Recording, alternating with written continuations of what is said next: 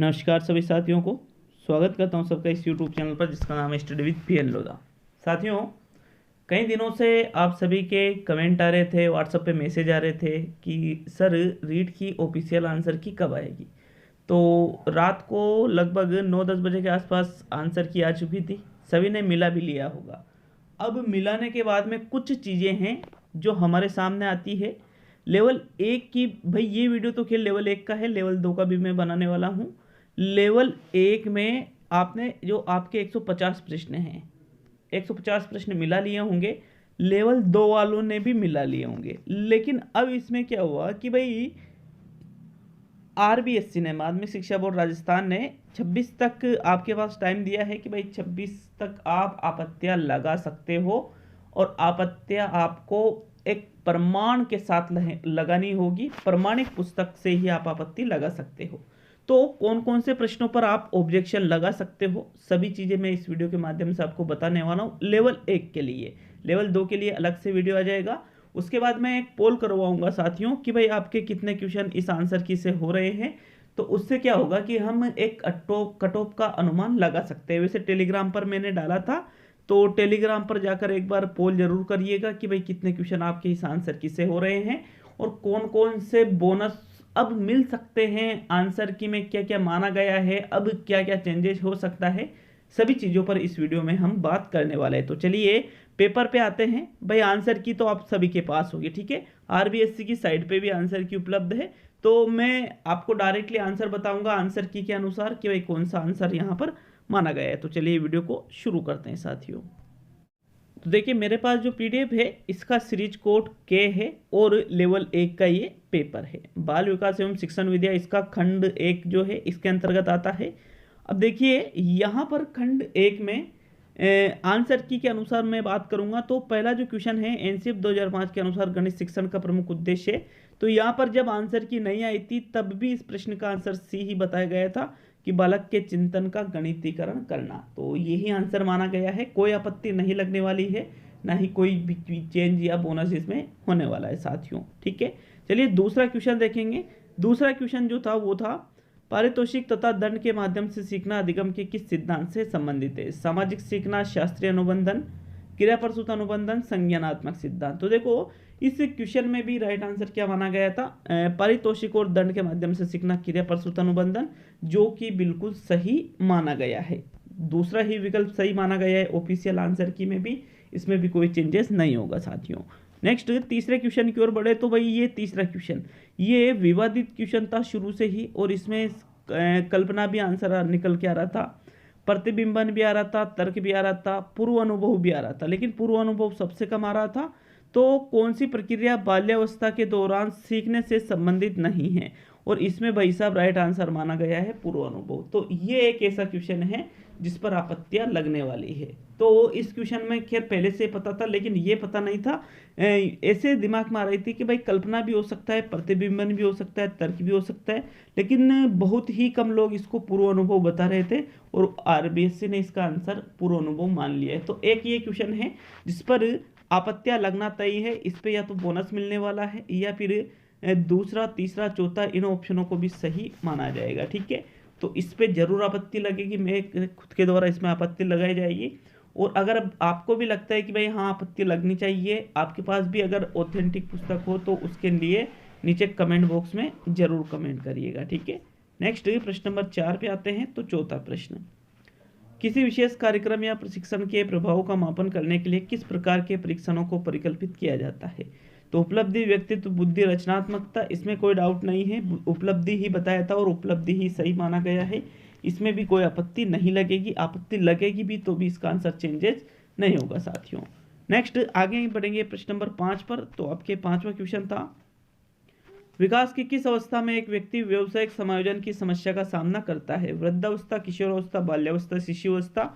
बिल्कुल इसमें भी पहले जो मैंने आंसर की बताई थी उसमें किशोरावस्था ही बताया है, इसमें भी कोई चेंजेस नहीं होने वाला है। किशोरावस्था में ही व्यावसायिक समायोजन की समस्या का सामना बालक करता है, ठीक है, क्योंकि उसको इसमें यही पता लगना होता है कि भाई मैं पता क्या उसके सामने ये चीज़ें आ जाती है कि अब मैं आगे जीवन में क्या करूँगा, कौन सा बिजनेस करूँगा, जीवन कैसे चलाऊँगा, इत्यादि चीज़ें इसी अवस्था में होती है। तो चलिए छठे क्वेश्चन की ओर बढ़ते हैं। प्रश्न नंबर 6 है, व्यक्तिगत भिन्नता को निर्धारित करने में निम्न में से कौन सा जैविक कारक नहीं है? आनुवंशिकता, जन्मजात स्वभाव, शारीरिक स्वास्थ्य और अभिभावक बालक संबंध। तो देखो यहाँ पर सीधी सी चीज थी, अभिभावक बालक संबंध जो है इसका संबंध कहीं ना कहीं सामाजिकता से है, जैविक कारक नहीं है ये। इसमें यही आंसर बताया गया था, इसमें भी कोई आपत्ति नहीं लगने वाली है साथियों। सी वाला विकल्प बिल्कुल छठे क्वेश्चन में यहाँ सही रहेगा। नेक्स्ट है प्रश्न नंबर 7। डाउन संलक्षण का कारण है त्रिगुणता 20, 21, 22 और XXY गुणसूत्र। तो देखो इस क्वेश्चन में भी त्रिगुणसूत्रता 21 ही मैंने बताया था और यही आंसर राइट माना गया है। देखो बहुत ही ज्यादा मैंने क्या कहा था कि फाइनल आंसर किसे मिला लेना, 1 या 2 क्वेश्चन चेंजेस होंगे, तो वही हो रहा है साथियों, लगभग 1 या 2 ही क्वेश्चन चेंजेस होंगे। हिंदी में तो एक भी चेंजेस नहीं हुआ, जो बताया था वही है, सारे 30 के 30 ही, एक भी चेंजेस नहीं हुआ उसमें। तो यहाँ बी वाला विकल्प सही है प्रश्न नंबर 7 में।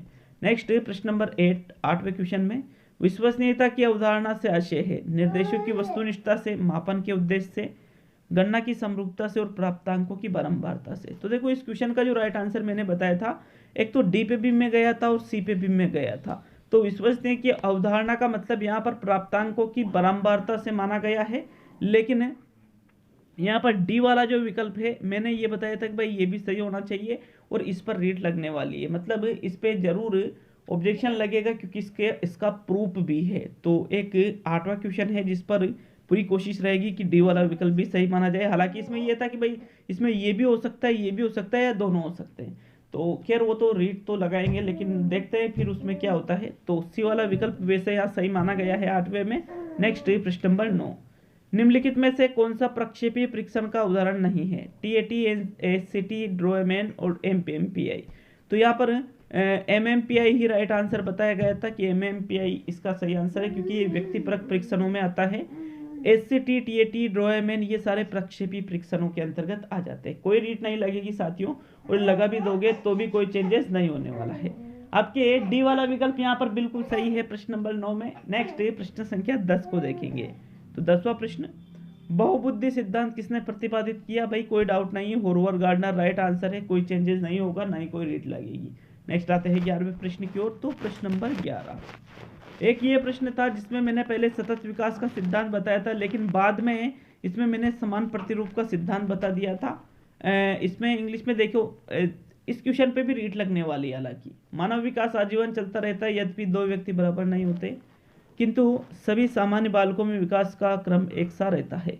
यह कथन किस सिद्धांत की ओर संकेत करता है? तो वैसे आंसर सबसे पहले मैंने सतत विकास का सिद्धांत बताया था, लेकिन बाद में समान प्रतिरूप का सिद्धांत इसमें बता दिया था, जो मैंने बाद वाला एक वीडियो बनाया था कि किन किन प्रश्नों में आंसर चेंजेज होंगे, किन में बोनस मिलेंगे। ऐसे आंसर की नहीं आई थी तब, मतलब आंसर की नहीं आई थी उससे पहले की बात है। तो राइट आंसर इसमें समान प्रतिरूप का माना गया है, बिल्कुल सही आंसर है। बट यहाँ पर भी रीट लगने वाली है और कोशिश रहेगी मेरी भी पूरी कि भाई सतत विकास का सिद्धांत को भी सही माना जाए। ठीक है, मैं भी बिल्कुल इस पर रीट लगाऊंगा। नेक्स्ट 12वां प्रश्न है, जीन पियाजे के अनुसार संज्ञानात्मक विकास की अंतिम अवस्था कौन सी है? संवेदी, पेशी, अमूर्त संक्रियात्मक, उत्तर संक्रियात्मक, मूर्त संक्रियात्मक। तो यहाँ पर ये कोशिश है कि भाई इसमें देखो फॉर्मल ऑपरेशनल स्टेज बिल्कुल राइट है, कोई डाउट नहीं है। अगर रीट लगती है तो इसको सही माना जा सकता है। बाकी मेरे हिसाब से पोस्ट ऑपरेशनल स्टेज इन्होंने जो दी है, हालांकि नाम तो डायरेक्टली नहीं है, अमूर्त संक्रियात्मक अवस्था इसका राइट आंसर है, बट इसमें भी लग सकती है। नेक्स्ट प्रश्न नंबर 13, अनुवांशिकी के जनक कौन है? Gregor, John Mendel, Thomas Hunt, Morgan, Charles Darwin और जेम्स वाटसन सॉरी। तो अनुवांशिकी के जनक ग्रेगर जॉन मेंडल है, इसमें भी कोई डाउट नहीं है, ना ही कोई रीट लगेगी। चलिए आगे बढ़ेंगे प्रश्न नंबर 14 पर। 14वां प्रश्न, व्यक्तित्व का मनोविश्लेषणात्मक सिद्धांत किसने प्रतिपादित किया? तो सिगमंड फ्रायड मनोविश्लेषणात्मक सिद्धांत के जनक है, कोई डाउट नहीं है, ना ही कोई रीट लगने वाली है साथियों। बी वाला विकल्प ही सही माना गया है और यही सही रहेगा। नेक्स्ट प्रश्न नंबर 15, एक 10 वर्षीय बालक की मानसिक आयु 12 है तो उसकी बुद्धि लब्धि होगी 100, 90, 110, 120। तो भाई इसमें भी कोई डाउट नहीं है, 10 वर्षीय बालक है, मानसिक आयु 12 वर्ष है, तो 120 IQ निकल जाएगी, ना ही कोई रीट लगेगी, ना ही कोई डाउट है। नेक्स्ट है प्रश्न नंबर 16, शिक्षण अधिगम का मनोवैज्ञानिक आधार किस पर निर्भर करता है? अध्यापन शैली, विषय वस्तु, भाषा और सामाजिक आर्थिक स्तर। तो इस क्वेश्चन में बहुत सारे अलग अलग आंसर मान रहे थे, लेकिन मैंने आपको बता दिया था कि भाई अध्यापन शैली ही है, क्योंकि इसमें विषय वस्तु भी माना जा रहा था, लेकिन वो आंसर नहीं है साथियों। अध्यापन शैली ही मनोवैज्ञानिक आधार पर निर्भर करता है, तो ए वाला विकल्प 16वें क्वेश्चन में बिल्कुल सही है।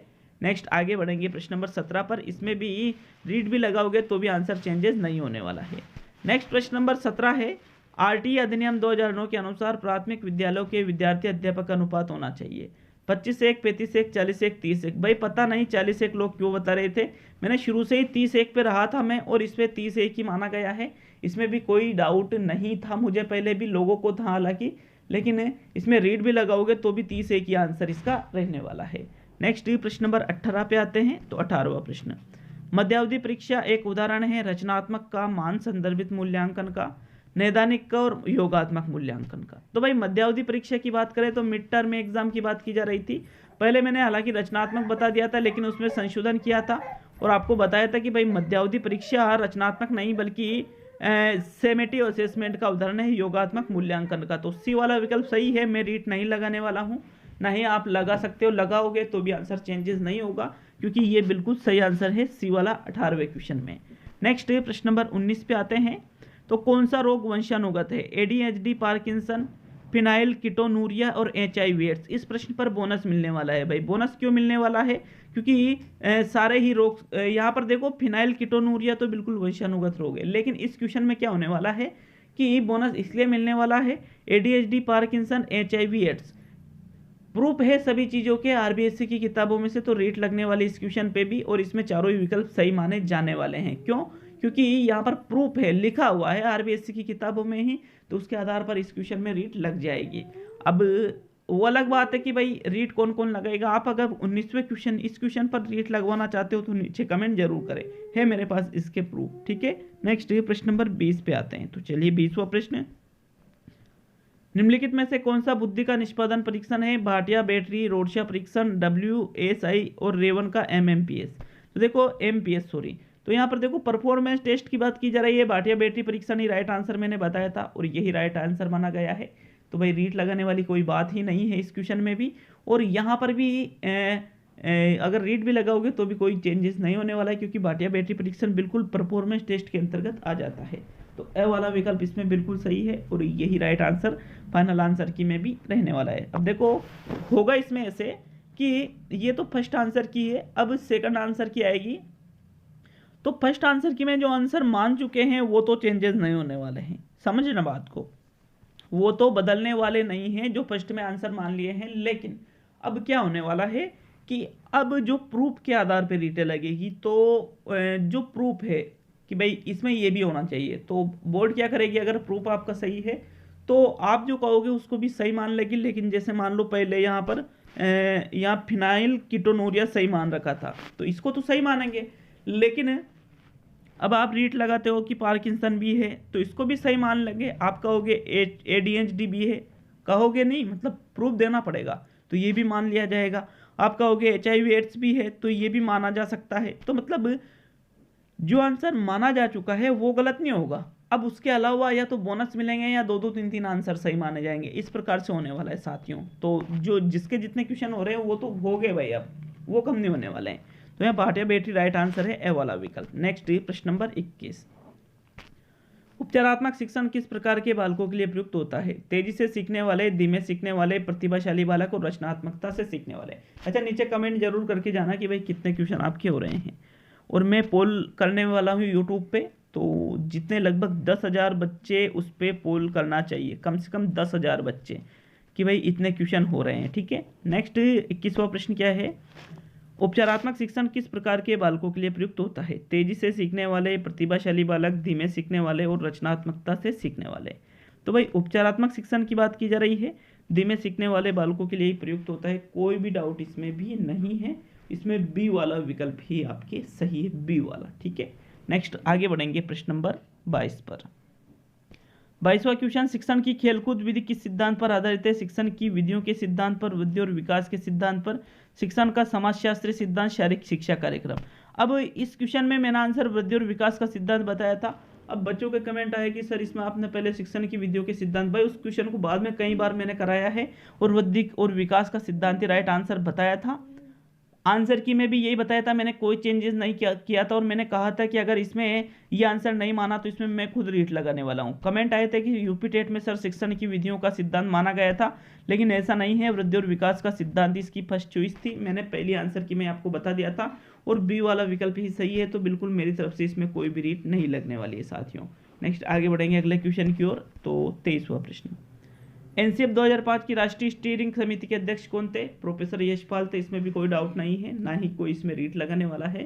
तो सी वाला विकल्प इसमें सही है। नेक्स्ट प्रश्न नंबर 24, आरटीए अधिनियम 2009 किस आयु समूह के बालकों के लिए है? 5 से 12, 7 से 15, 12 से 18, 6 से 14। तो 6 से 14 है भाई आरटीए 2009, इसमें भी कोई डाउट नहीं है, जो बताया था वही सही है, और ना ही कोई रीट लगेगी। तो नेक्स्ट प्रश्न नंबर 25 की ओर बढ़ते हैं। 25वां प्रश्न, निम्नलिखित में से कौन सा दैहिक अभिप्रेरक नहीं है? उपलब्धि, प्यास, भूख और नींद। तो देखो दैहिक अभिप्रेरक की बात करें तो यहाँ प्यास, भूख, नींद तीनों ही दैहिक है, लेकिन उपलब्धि क्या है यहाँ पर सामाजिक अभिप्रेरक के अंतर्गत आ जाती है। ए वाला विकल्प सही है, इसमें भी कोई रीट नहीं लगने वाली है साथियों, जो बताया गया था वही राइट आंसर है।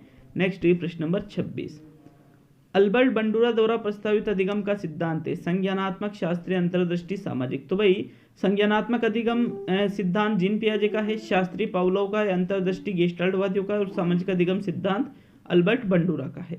तो डी वाला विकल्प इसमें बिल्कुल सही है, इसमें भी कोई डाउट नहीं है, ना ही कोई रीट लगेगी। तो चलिए आगे बढ़ेंगे प्रश्न नंबर 27 पर।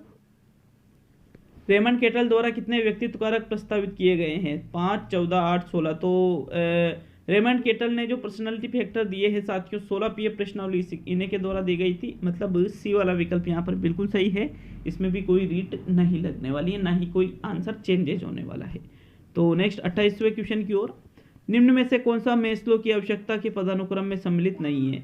दैहिक आवश्यकता, स्नेह, संबद्धता, आत्मसिद्धि, व्यक्तिवाद एवं समूहवाद। तो भाई जो मेस्लो ने बताया है, पहली दैहिक थी, दूसरी सुरक्षा की थी, तीसरी स्नेह संबद्धता की थी, चौथी सम्मान की, और पांचवी आत्मसिद्धि की। तो व्यक्तिवाद एवं समूहवाद जैसी आवश्यकता नहीं बताई है, मतलब बी वाला विकल्प यहाँ पर बिल्कुल सही है, कोई रीट नहीं लगेगी, ना ही कोई चेंजेस होगा। तो चलिए आगे बढ़ेंगे प्रश्न नंबर 29 की ओर। 29वां प्रश्न, एक व्यक्ति में एक समय में दो विपरीत इच्छाओं का होना क्या कहलाता है? द्वंद्व, चिंता, कुंठा, दबाव। तो भाई द्वंद्व ही राइट आंसर बताया गया था, कोई चेंजेस जिसमें भी नहीं होने वाला है, द्वंद्व को ही सही आंसर माना जाएगा। अंतिम और 30वां क्वेश्चन था साइकोलॉजी का, निम्नलिखित में से कौन सा अनुसंधान स्टीफन कोरे से संबंधित है? आधारभूत अनुसंधान, वैज्ञानिक अनुसंधान, व्यवहारात्मक और क्रियात्मक। तो भाई क्रियात्मक अनुसंधान बिल्कुल राइट आंसर है, इसमें भी कोई चेंजेस नहीं होने वाला है। तो ये थे साइकोलॉजी के 30 क्वेश्चन, इसमें मैंने आपको बताया कि कहाँ कहाँ रीट लगेगी, और भाई जिसके जितने क्वेश्चन हो रहे हैं वो नीचे कमेंट में जरूर बताएं। अगले वीडियो में लेवल 2 के लिए बताने वाला हूँ साइकोलॉजी के, और हिंदी के सभी सब्जेक्टों के बताने वाला हूँ साथियों। तो आज यही सिलसिला रहेगा, लगभग यूँ मान के चलिए 26 लास्ट डेट है आपके पास रीट लगाने के लिए, तो यही सिलसिला आज रहेगा। मिलते हैं अगले वीडियो में, बहुत बहुत धन्यवाद सभी का।